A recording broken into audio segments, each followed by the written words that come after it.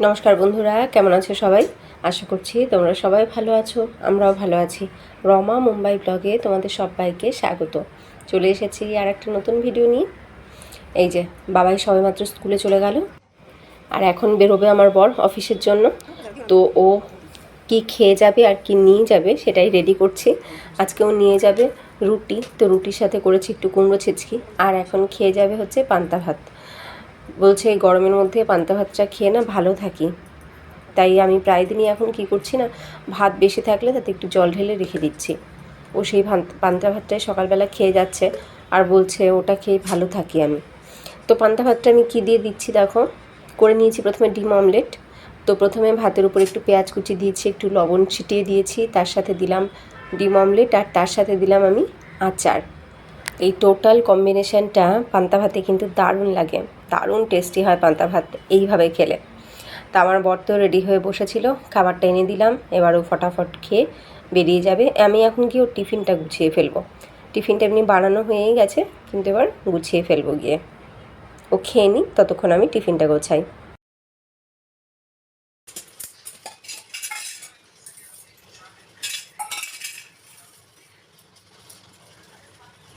রুটি তরকারির সাথে ওকে স্যালাডটা আমি সবসময় দিই, তো আজকে ঘরে শশা নেই, তো যে কারণে শুধুমাত্র দিয়ে দিচ্ছি আমি গাজর।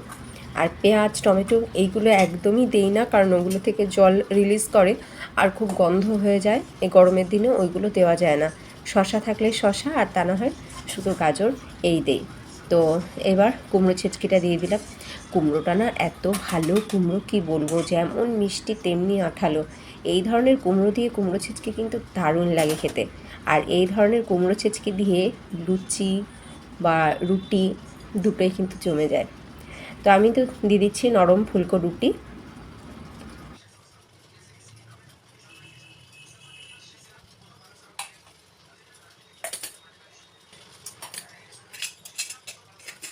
তো হয়ে গেল আমার প্যাকিং। এবার আমি এটা টেবিলের উপরে রেখে আসি। ওর খাওয়া হয়ে গেলে হাত মুখ ধুয়ে ও ব্যাগের মধ্যে ভরে নেবে। এই দেখো, ওরও খাওয়া হয়ে গেছে। আমি প্যাকিং করতে করতে ওরও খাওয়া কমপ্লিট। আজকে আমার বর বেরিয়ে যাওয়ার পরে আমি তাড়াতাড়ি করে একটু হেঁটে এসেছি। ছাদে গেছিলাম, ছাদে গিয়ে আধা ঘন্টা হেঁটে এসে ফটাফট করে ঘর ঝাড় দেওয়া এবং মোছাটা করে নিয়েছি। তো দেখলাম ভীষণভাবে ঘেমে গেছি, বিচ্ছিরি অবস্থা ঘামে। তো আমি আর ওয়েট করলাম না, আমি স্নানটাও সেরে নিলাম। তো সকাল সকাল স্নানটা হয়ে গেলে কিন্তু বেশ ভালোই লাগে, কিন্তু প্রতিদিন হয় না। আর প্রতিদিন আমাদের কাজের রুটিনটাও কিন্তু একই রকম হয় না, একই রকম মুডও থাকে না আমাদের। তো যাই হোক, আজকে আমার সমস্ত বাসি কাজ কমপ্লিট হয়ে গেছে। রাতের যে কটা বাসন পড়েছিল সেগুলোকেও একবারে ধুয়ে নিয়েছি। তো আমার সমস্ত কাজ কমপ্লিট। তো এবার স্নান দান করে নিয়ে এখন আমি পুজোটাও করে নেব। তো তোমাদেরকে দেখাই আমার গাছ। দেখো, আমার প্রত্যেকটা গাছ কিন্তু খুব সুন্দরভাবে রেসপন্স করছে, খুব হাসি খুশি রয়েছে ওরা। এই দেখো, এই যে অ্যালামন্ডা গাছটা তোমাদেরকে দেখিয়েছিলাম না, ডালটাই দেখতে পাচ্ছিলে, এখন এই দেখো পোট কিন্তু হয়েছে। এই যে নতুন নতুন শাখা প্রশাখা বেরোচ্ছে আমার অ্যালামন্ডা গাছ থেকে। এখন কবে এগুলো সব বড় হবে এবং এতে ফুল আসবে সেই অপেক্ষায় আছি, কারণ অ্যালামন্ডার এখন ফুলের সময়, মানে সিজনই এখন ওর ফুল ফোটার। তবে সেই সময় সবেমাত্র আমার গাছের থেকে ডালপালা গজাচ্ছে, এখন ফুল কবে ফুটবে সেই অপেক্ষাতে রইলাম। তো যাই হোক, আজকে না পুজোর ফুলটা নেই ঘরে। গতকালকে রাত্রে আমার বরকে পাঠিয়েছিলাম ফুলটা আনার জন্য, তা ও গিয়ে 2-3 জায়গা থেকে ঘুরে চলে এসেছে, কোথাও ফুল নেই। আসলে 8:30 9টার পরে গেলে দোকানে সত্যি ফুল পাওয়া যায় না। তোকে আমি পাঠিয়েছিলামও সে 9:30টার দিকে, তো সেই সময় কি আর ফুল পাওয়া যায়? তো কোথাও তো তুলসী পাতাও দিতে চাইছিল না, তাও কোনো একটা জায়গা থেকে তুলসী পাতা দিতে রাজি হয়েছে। 10 টাকার শুধু কিছুটা তুলসী পাতা নিয়ে চলে এসেছে। তুলসী পাতা ছাড়া তো পুজোই সম্পূর্ণ হয় না, বলো? তো কি করব? ফুল তো তবু আমার কাছে নয়নতারা ফুল গাছে আছে, আমি এখান থেকে নিয়ে নিতে পারবো। কিন্তু তুলসী পাতা আমার কাছে এক্সট্রা তুলসী গাছই নেই। একটাই গাছ রয়েছে যেটাতে আমি পুজো করি, সেখান থেকে তো পাতা নিয়ে পুজো করতে পারবো না। তাই তুলসী পাতাটা ও নিয়ে এসছে 10 টাকার শুধু তুলসী। তো আমি ফুল তুলে নিলাম, নয়নতারা তুললাম কিছুটা, গাছে এখনও প্রচুর ফুল রইল। আর তুলে নিচ্ছে দেখো দূর্বা। আমার এই দূর্বা গাছটা কিন্তু বেশ সুন্দর, খুব কাজে আসে। যখন এরকম বাজার থেকে ফুল আনা থাকে না, তো তখন এরকম ঘরের থেকে ফুল আর এই দূর্বা তুলে নিতে পারি। তো আমার পুজো কিন্তু হয়ে যায় এতে। এই দেখো ফুল আর দূর্বা তুলে নিলাম। গোপালকে স্নান করিয়ে ওর যে জামা পরা ছিল সেই জামা এই যে ধুয়ে মেলে দিলাম। এবার ঠাকুরের থালা বাসন ধুয়ে এনে আমি পুজোয় বসছি। এই দেখো বললাম না কালকে তুলসী পাতা নিয়ে এসেছে 10 টাকায়। এই যে তো এতটা তুলসী পাতা কীভাবে রাখলে বেশ কয়েকদিন ভালো থাকবে, তো যেটা আমি ফলো করেছি বা যে প্রসেসটা আমি ফলো করি সেটাই তোমাদেরকে দেখাই। এই দেখো আমি একটা কৌটোর মধ্যে জল নিয়ে তার ভেতরে এগুলোকে রেখে দিয়েছি। বোটাগুলোকে বেশ খানিকটা জলের মধ্যে ডুবিয়ে রেখে দিয়েছি। এতে করে পাতাগুলো কিন্তু একদম তাজা আছে, তোমরা দেখেই টের পাচ্ছ একদম তাজা, এবং এরকমভাবে বেশ কয়েকদিন কিন্তু বেশ ভালো থাকবে পাতাগুলো। তাই তোমাদেরও যখন ঘরে এক্সট্রা তুলসী পাতা আসবে ফুলের সাথে তখন এই রকমভাবে রেখে দিতে পারো জলের মধ্যে। ট্রাই করে দেখো, পাতাগুলো কিন্তু বেশ ভালো থাকবে। তো আমার এখন যেটুকু লাগবে সেইটুকু নিয়ে নিলাম, বাদবাকিটা এরকমভাবেই আবার রেখে দিচ্ছি। তো তোমাদের এই আইডিয়াটা কেমন লাগলো আমাকে কমেন্টে জানিও। তো দেখো আমার পুজো দেওয়া কমপ্লিট হয়ে গেছে। এইবার আমি যাব কিচেনে, শুধুমাত্র রান্নাটাই বাকি। এখন এই রান্না করতে করতে যদি বাবাই চলে আসে অসুবিধা নেই, ও ফ্রেশ হতে হতে রান্না কমপ্লিটই হয়ে যাবে। এখন 1 ঘন্টার মতন বাকি আছে। 1 ঘন্টায় পুরো রান্নাটা কমপ্লিট করতে পারবো কি না দেখি, যদিও আজকে বেশি কিছু রান্না করব না। তো যাই হোক, এই দেখো আমার ঠাকুর সিংহাসন।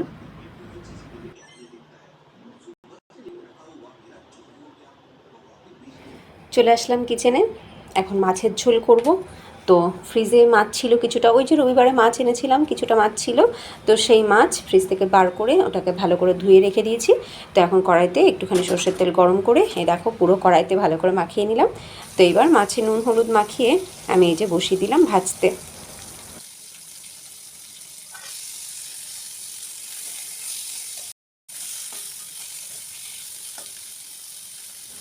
ঝোলের জন্য মাছ ভাজা হয়ে গেছে, এবার আমি মাছ ভাজাগুলোকে তুলে নিচ্ছি। এবার এই কড়াইতেই আমি মাছের ঝোল করে নেব। তো আবার সামান্য একটুখানি সর্ষের তেল দিয়ে দিলাম। এবার দিচ্ছি সামান্য একটুখানি রাঁধুনি, আর তার ভেতরে দিলাম কাঁচা লঙ্কা। এবার একটু টমেটো কুচি দিয়ে দিলাম। এইবার নাড়াচাড়া করে একটু লবণ ছড়িয়ে দিয়ে ঢাকা দিয়ে রাখবো টমেটোগুলোকে নরম করার জন্য। কিছুক্ষণ পরে ঢাকনাটা খুলে নিলাম।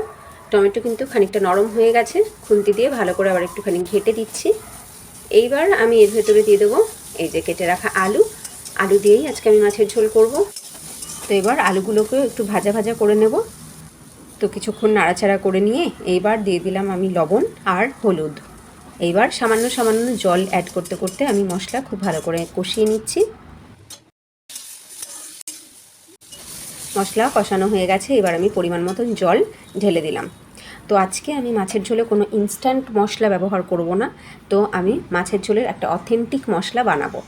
যে মশলাটা দিয়ে আমি বরাবর মাছের ঝোল রান্না করি সেটা শিখেছি আমার মায়ের থেকে। আমার মা কিন্তু এই মশলা দিয়েই মাছের ঝোল, ডিমের ঝোল, সয়াবিন, মানে পেঁয়াজ রসুন ছাড়া ডিমের ঝোল, মাছের ঝোল অথবা সয়াবিন এগুলো রান্না করলে তাতে মা এই মশলাটাই ব্যবহার করে। তো আমি বরাবর মশলাটাকে বানিয়ে স্টোর করে রাখি, কিন্তু এই মুহূর্তে আমার কাছে মশলাটা নেই, যে কারণে আমি গতদিনও ইনস্ট্যান্ট মশলা ব্যবহার করেছিলাম মাছের ঝোল। তো আজকে আর ইনস্ট্যান্ট মশলা দিয়ে করবো না, তাই আজকে বানিয়েই নিচ্ছি মশলাটা। তো প্রথমে জিরে এবং ধনে আমি এয়ার ফ্রায়ারের মধ্যে 3 থেকে 4 মিনিটের জন্য একটু রোস্ট করে নিয়েছি। যেহেতু এগুলো রোস্ট হতে একটু বেশি সময় নেবে, তাই এগুলো একটু আগে রোস্ট করে নিয়ে এইবার এর ভেতরে আমি দিয়ে দিলাম 8-10টার মতন শুকনো লঙ্কা, আর তার সাথে 4 থেকে 5টা তেজপাতা। এবার এগুলোকে আবার একসাথে 4 থেকে 5 মিনিটের জন্য একটু ড্রাই রোস্ট করে নিচ্ছি। এই দেখো টাইমার আউট হওয়ার পরে টং করে শব্দ হয়েছে, এবার আমি বার করে নিয়েছি। তো খুব ভালোভাবেই ড্রাই রোস্ট হয়ে গেছে। এইবার এগুলোকে একটু ঠান্ডা করে নিয়ে আমি গুঁড়ো করে নেব। এরকমভাবে ড্রাই রোস্ট করে মশলা বানিয়ে রেখে দিলে কিন্তু অনেক দিন পর্যন্ত ভালো থাকে এবং অনেক দিন পর্যন্ত এটাকে ব্যবহার করা যায়। তো এর ভেতরে অনেকে মৌরিও ব্যবহার করে। তো মাছের ঝোল বা ডিমের ঝোলে মৌরির ফ্লেভারটা আমাদের ভালো লাগে না, যে কারণে মৌরিটা আমি এতে দিই না। আর এতে মৌরি ব্যবহার করলে সেটা কিন্তু যে কোনো নিরামিষ রান্নাতেও ব্যবহার করা যায় এই মশলাটা। তো আমি মৌরি ছাড়াই করেছি, যেহেতু আমি এটা মাছের ঝোল, ডিমের ঝোল অথবা সয়াবিনেই ম্যাক্সিমাম ব্যবহার করে থাকি, অন্য কোনো রান্নাতে বেশি ব্যবহার করি না এই মশলাটা। তো এদিকে ঝোলটা ভালো করে ফুটে গেছিলো, তাই ভাজা মাছগুলো ঝোলে অ্যাড করে নিলাম। এইবার আমি মশলা গুঁড়ো করে নিয়েছি। এই দেখো মশলা গুঁড়ো হয়ে গেছে। কী যে সুন্দর সেন্ট বেরিয়েছে, দারুণ গন্ধ, দারুণ গন্ধ। এই গন্ধটাতেই মাছের ঝোল বা ডিমের ঝোলের একটা আলাদা সুন্দর একটা ফ্লেভার চলে আসে। তোমরাও এরকমভাবে বানিয়ে কিন্তু স্টোর করে রাখতে পারো।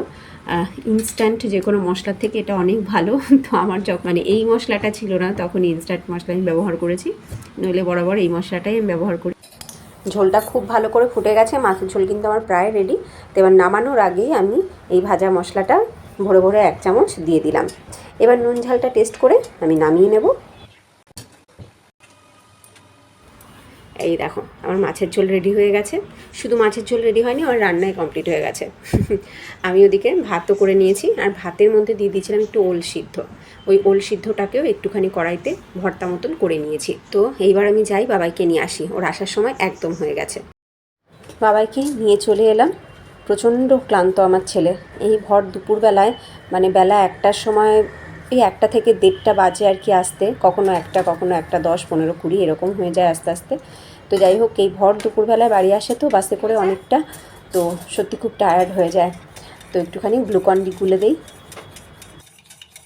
ঘরে ঢুকেই ছেলে আমার সোফার উপরে এলিয়ে পড়ে থাকে, কখনো সোফার উপরে, নয়তো কখনো খাটের উপর গিয়ে একদম শটাং শুয়ে পড়ে।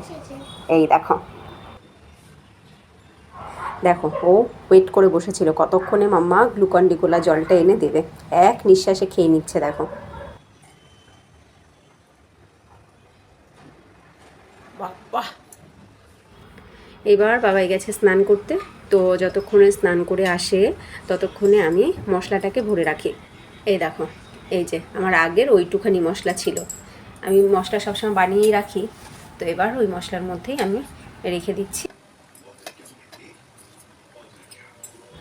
এই যে যতটুকু মশলা বানিয়েছিলাম খুব ভালোভাবে এই জারের মধ্যে ভরা হয়ে গেছে। এবার এটাকে আমি রেখে দিই, অনেক দিন পর্যন্ত এই মশলাটা কিন্তু আমি ব্যবহার করতে পারবো। আর এরকমভাবে বানানো মশলা, ভাজা মশলা আমি কাচের জারের মধ্যে সবসময় রাখার চেষ্টা করি, তাহলে বেশি দিন পর্যন্ত ভালো থাকে। এইবার আমরা মা ছেলেতে বসে পড়লাম খেতে। এই দেখো, এই যে সকালের একটু কুমড়ো ছেচকি, আর তার সাথে এই হচ্ছে একটু ওল ভর্তা। এই ওল ভর্তাটা এখন বানালাম আর মাছের ঝোলটা করলাম। তো ওই কারণে কিন্তু তাড়াতাড়ি হয়ে গেছে রান্না, যেহেতু বিশেষ কিচ্ছু করিনি। বাবাই তো শুধু মাছের ঝোল দিয়েই খাবে, ও তো আর দুটো আইটেমের কিছুই নেবে না। দেখো তোমরা নিজেরাই।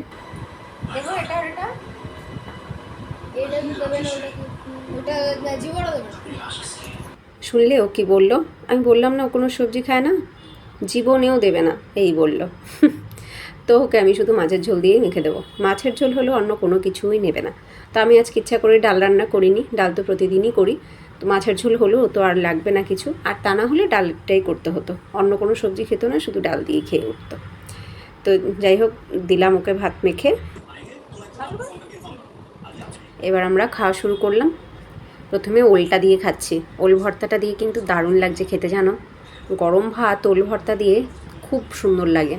আমি কিভাবে করেছি আজকে তো সেটার ভিডিও শ্যুটটা নেওয়া হয়নি, তোমাদের সাথে শেয়ার করা হলো না। নেক্সট কখনো অবশ্যই তোমাদের সাথে আমি শেয়ার করব ওল ভর্তাটা কীভাবে বানাই আমি। দারুণ খেতে হয়, দারুণ। আর হ্যাঁ, শুধু ভাতের সাথে নয়, ওটা কিন্তু রুটির সাথেও দারুণ লাগে। তো যাই হোক, চলো আমরা এখন খাই আর ভিডিওটা এখানেই এন্ড করি। তোমাদের আজকের ভিডিওটা কেমন লাগলো অবশ্যই কমেন্টে জানিও। যদি ভিডিওটা ভালো লাগে লাইক করো, আর নতুন বন্ধুরা যদি তোমাদের ভালো লাগে লাইক করে সাবস্ক্রাইব করে আমাদের সাথে থেকো, আমাদের পরিবারের সদস্য হয়ে থেকো। আবার তোমাদের সাথে দেখা হবে নেক্সট ভিডিওতে। ততক্ষণ তোমরা সবাই ভালো থেকো, সুস্থ থেকো। টাটা।